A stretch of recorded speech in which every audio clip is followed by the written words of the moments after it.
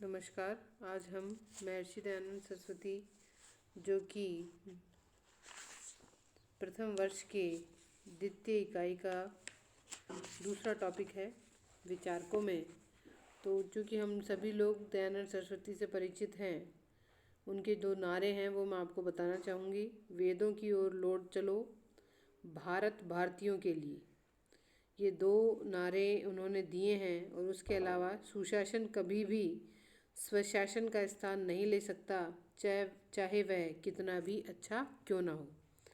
उनके ये विचारों में हमें साफ साफ नज़र आ रहा है कि सुशासन और स्वराज्य की तरफ जिस प्रकार का आंदोलन चल रहा था, उस आंदोलन में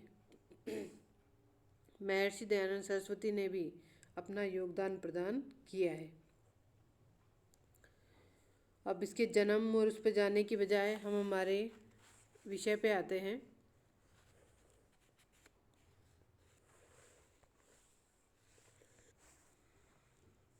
तो महर्षि दयानंद सरस्वती के जीवन परिचय के बारे में हम लोग देख रहे हैं। तो आधुनिक भारत में राष्ट्रवाद का उद्घोष करने वाले विचारक हैं। आधुनिक भारत जो शुरुआत होती है उसमें राष्ट्रवाद की बात करने वाले जो पहले विचारक हैं वो महर्षि दयानंद सरस्वती ही हैं। उनका जन्म गुजरात के टंकारा नगर में 1824 में हुआ। और हमारे लिए जो महत्वपूर्ण चीज़ है वो यह है कि उनकी कौन कौन सी कृतियाँ हैं, कौन कौन सी पुस्तकें उन्होंने लिखी हैं।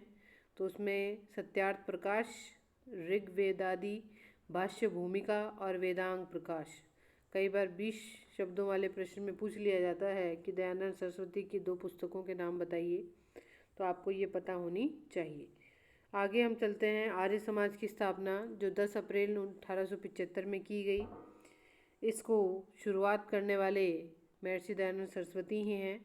उसके अलावा जो छोटा प्रश्न बनता है वो शुद्धि आंदोलन से संबंधित बनता है। तो शुद्धि अभियान पूर्व में इस्लाम और ईसाई धर्म ग्रहण कर चुके भारतीयों ने पुनः हिंदू धर्म में सम्मिलित हो जाने का आह्वान किया। शुद्धि आंदोलन धर्म के प्रति दयानंद के रूढ़ि मुक्ति और सुधारवादी आग्रह को व्यक्त करता है। फिर हम आते हैं जो दयानंद का राज दर्शन है। इसमें आप चीज़ देख रहे होंगे, उन्होंने 4 आश्रम बताए हैं। ब्रह्मचर्य आश्रम, फिर गृहस्थ आश्रम और वानप्रस्थ आश्रम और संन्यास आश्रम। अब इसमें जो उम्र भी बताई गई हैं, जैसे शुरुआत के जो 25 वर्ष हैं वो ब्रह्मचर्य में रहेंगे। फिर उसके बाद गृहस्थ चलेगा 25 से 50, और फिर वानप्रस्थ 50 से आगे, और फिर उसके बाद संन्यास आश्रम। तो इन सभी आश्रमों के अनुसार राज्य चले, राज्य समाज कार्य करे, इसकी अपेक्षा दयानंद सरस्वती करते हैं। दयानंद सरस्वती ये चाहते हैं कि जो भी समाज के लोग हैं या जो भी लोग राज्य में रहते हैं वो राज्य में किस प्रकार से अपना लौकिक कल्याण करें, किस प्रकार से अपना पारलौकिक कल्याण करें, इसके बारे में उन्होंने विस्तृत व्याख्या यहाँ पर की है।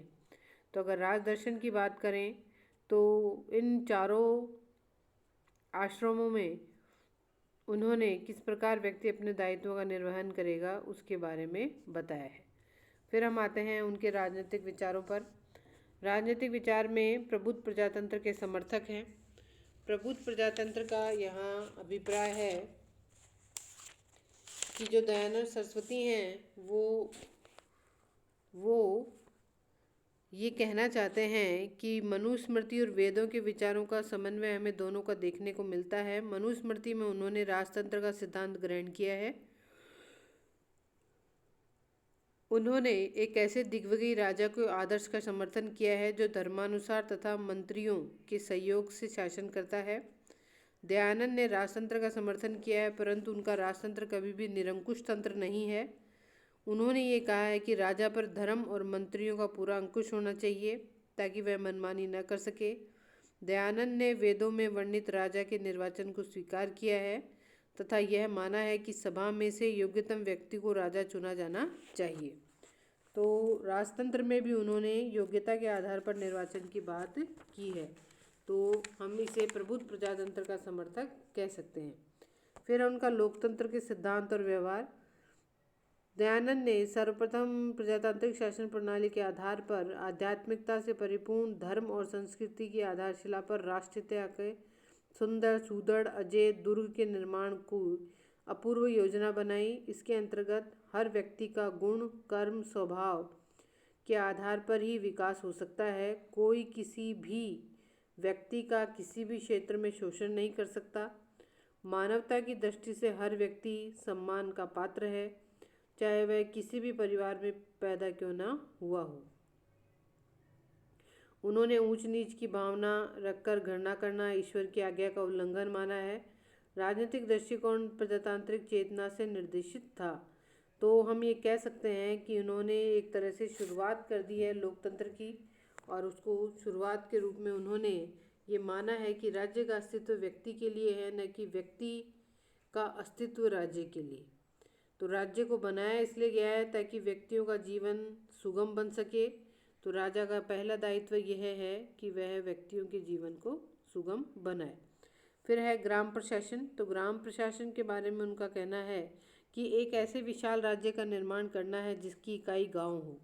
आश्चर्य की बात यह है कि गांधी जी से पहले दयानंद ने गांवों की राजनीतिक और आर्थिक व्यवस्था के पतन पर खेद प्रकट किया, और साथ ही वे चाहते थे। उन्होंने अपनी पुस्तक सत्यार्थ प्रकाश में ग्राम प्रशासन का विस्तृत वर्णन भी किया है। दयानंद की इस व्यवस्था में हमें प्रशासन के लोकतांत्रिक विकेंद्रीकरण, जनता द्वारा पहल, प्रशासन पर जनता का नियंत्रण, जन सहभागिता जैसे प्रशासनिक सिद्धांतों का समन्वय दिखाई देता है। उनके ग्राम प्रशासन के जो मुख्य बिंदु हैं, जिसमें कि गांव का एक मुखिया होगा, 10 गांवों पर एक पंचायत होगी, प्रत्येक अधिकारी अपने उच्च अधिकारी के कार्य का प्रतिवेदन करेगा। इस प्रकार से हमें एक ग्रामीण स्तर पर सुसंगठित प्रशासन दिखाई देता है। फिर है ईश्वरीय विधि की श्रेष्ठता। दयानंद का ये मानना था कि ईश्वर के अतिरिक्त अन्य किसी शक्ति को उन्होंने कभी स्वीकार नहीं किया। दयानंद को अराजकतावादी भी माना जा सकता है, क्योंकि अराजकतावादी के समान उन्होंने कभी राज्य विहीन समाज की बात नहीं की और न ही राज्य के विनाश की कल्पना की।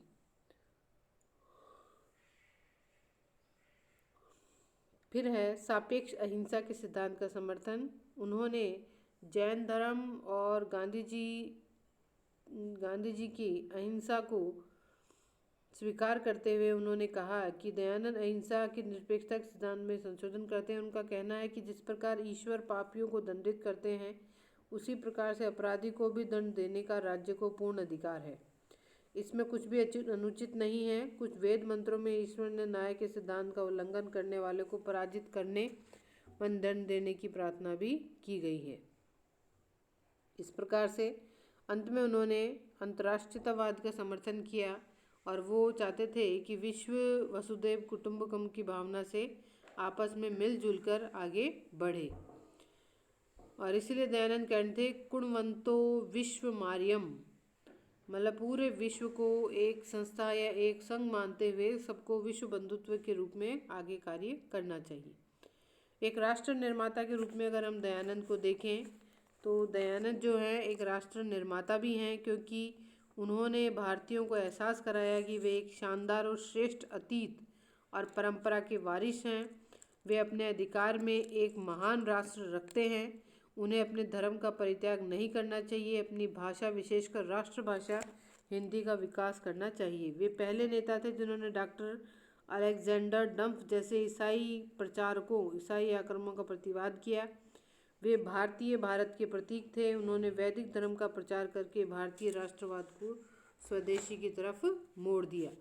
फिर अगर हम बात करें कि स्वदेशी, स्वराज्य और बहिष्कार, इन तीनों शब्दों का सर्वप्रथम इस्तेमाल करने वाले दयानंद सरस्वती ही हैं। उसके बाद 1906 में कलकत्ता अधिवेशन में भारतीय राष्ट्रीय आंदोलन में इन शब्दों को स्वीकार किया गया। तो स्वराज्य की बात करने वाले दयानंद सरस्वती हैं। भारत भारतीयों के लिए यूरोपियों का कोई स्थान नहीं, जैसे देश से निकालना भारतीयों का धार्मिक कर्तव्य है। फिर हम आते हैं सुराज्य और स्वराज्य की जो बात है, उन्होंने ये कहा कि सुशासन कितना ही हो, पर जब तक स्वराज्य नहीं प्राप्त हो जाए तब तक उसका कोई औचित्य नहीं है। इसलिए हमें स्वतंत्रता प्राप्ति की तरफ आगे बढ़ना चाहिए।